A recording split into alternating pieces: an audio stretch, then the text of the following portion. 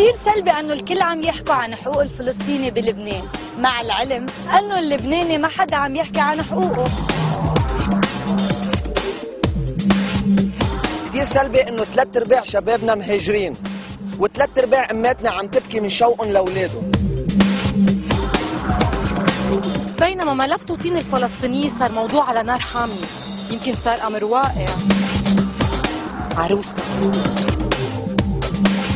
كثير سلبي انه فلسطين ما تعود للفلسطينيه، بس اللي سلبي اكثر انه لبنان ما يعود بس للبنانيه.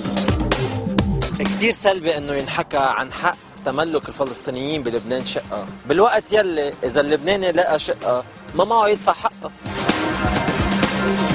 كثير سلبي انه لبنان بس يحمل هم الفلسطيني، بالوقت الاكثريه الدول العربيه الباقيه ما بدها تدفع فلس لانها مش من هالطين.